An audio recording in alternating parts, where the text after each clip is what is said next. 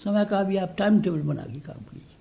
Time table बना करके आप काम करेंगे तो विनोबा ने इतनी लंबी यात्रा भी कर ली और उसके साथ साथ में पढ़ने लिखने का भी काम जारी रखा उन्होंने। 23 भाषाओं के विद्वान थे। उन्होंने अपने समय का विभाजन इस तरीके से किया हुआ था कि एक सेकंड भी बेकार नहीं जाती थी।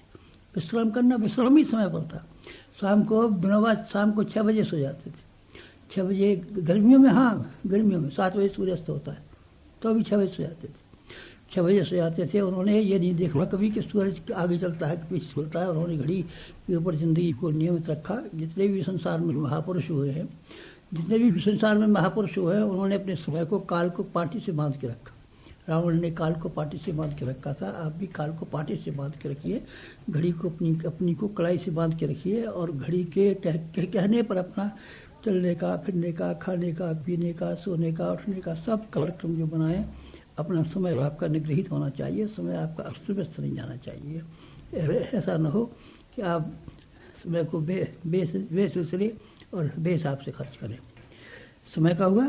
समय के हिसाब से फिर अपने विचारों का निग्रह कर नहीं पाते लोग। चाहे जो सोचते रहते हैं, रात को सोए हुए हैं, आँख खुल गई, कहाँ के विचार कर रहे हैं, कहाँ का विचार कर रहे हैं, कहाँ का विचार कर रहे हैं, असंभव बातों का विचार कर रहे हैं। रात को सिनेमा देखा था, फलानी वाला देखी थी, कैसी अच्छी है, उसकी हम वो लेके आएंगे और ऑटोग्राफ लेके आएंगे। अरे बाबा कहाँ से ऑटोग्राफ लेके आएगा, कोई किराया तक तो है तेरे पास, ऑटोग्राफ लेके आएगा। इस तरीके से विचारों का निग्रह, विचार जिस काम में लगना चाहिए उसी काम में अगर आप लगाएं तो आप वैज्ञानिक हो सकते हैं, कलाकार हो सकते हैं, साहित्यकार हो सकते हैं।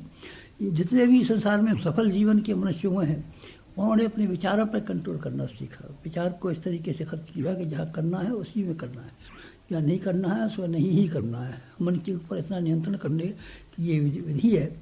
विचारों को आप अस्त व्यस्त नहीं जाने दें, विचारों को काम में लगा दें। अस्त व्यस्त कहीं घूमने के लिए विचार मन कर रहा हो तो वहाँ से हटाइए और जो आपके सामने ढेरों की ढेरों समस्या है जीवन की उसके ऊपर लगाइए। बच्चों को कैसे पढ़ाएंगे, धर्मपत्नी का स्वास्थ्य कैसे अच्छा करेंगे, अपने जीवन को ठीक कैसे बनाएंगे।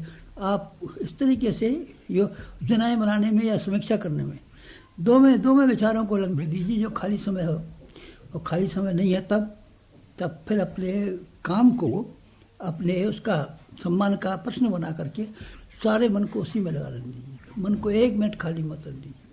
कोई काम आपके पास है तो उस काम को इस तरीके से कर लें मानो ये हमारे लिए सबसे बड़ी जिम्मेदारी का काम है। जिस समय जो काम आपके हाथ में लिया हुआ है इसको पूरी जिम्मेदारी इसकी समझ के करेंगे तो आप देखेंगे कि आपका काम कैसा बढ़िया, कैसा शानदार, कैसा अच्छा, कैसा खूबसूरत काम हो गया। हमारे YouTube चैनल को सब्सक्राइब करें और बेल आइकन को दबाएं ताकि आपको नोटिफिकेशंस मिलते रहें।